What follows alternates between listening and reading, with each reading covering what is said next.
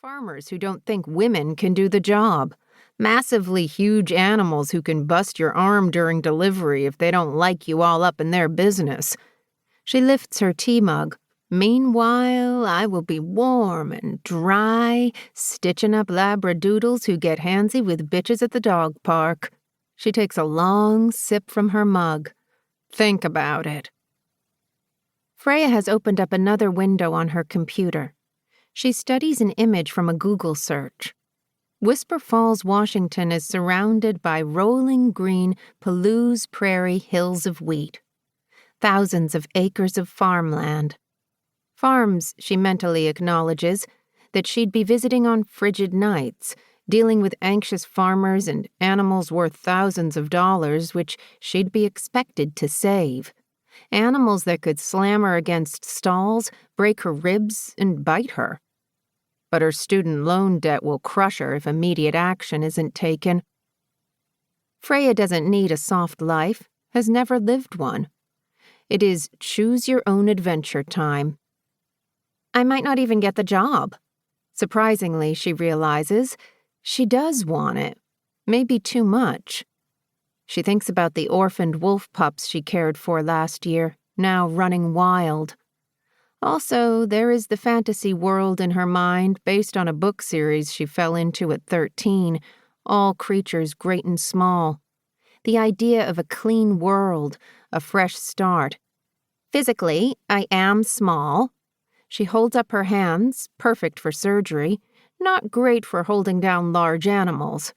Lily used to tell her that she was built for the city, although Freya suspects it was just Lily's way of encouraging her to stay in Seattle. Besides 6 years of academic life in Pullman, all she's known is suburbia as a child. And at 12, when Lily took over, urban Seattle, where anything Lily or Freya might have needed or wanted, was available. If it wasn't, Amazon, headquartered nearby, would deliver it within a few hours. How many times had Lily picked her up at Juanita High School, headed to the Evergreen Floating Bridge, and asked her to choose the restaurant while they drove to Capitol Hill? But not Ethiopian again, Freya. How about the new Nepalese place? Freya remembers rolling her eyes because she loved Ethiopian and was always hungry. Lily was a terrible cook. Shalise snorts. Right. As if that's ever stopped you from anything. You love ordering people around. What's this about? Freya traces a question mark in the foggy window. I don't know. She does. Money, I guess. She's lying. Student loans that need their own zip code. It doesn't feel great not knowing where I'm going. I've known where I was headed since I was 13. Much closer to the truth. Shalise laughs. Freya, if I was a betting woman, which obviously I am, I'd put every cent on you. The #1 graduate of one of the top veterinary schools in the United States, they will throw money at you. Shalise, who is a keen poker player, studies her friend, narrows her eyes. Oh, hang on. You just wanted to hear yourself described that way, didn't you? Freya suppresses a grin. I think the word is gloating. You're a horrible person. Freya smirks, but inside, her mind flits through all the drawbacks of a rural practice. Her finger hovers over the link for the job application.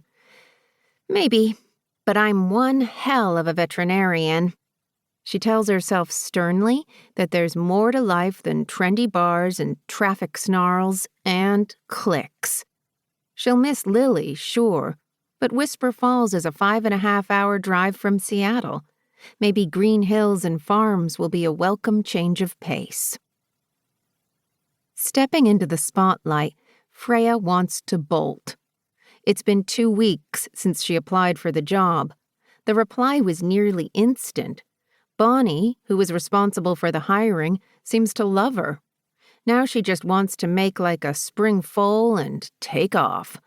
Eager faces wait in the dark auditorium for the valedictorian, wondering why their son, daughter, nephew, niece isn't standing in her place. Freya's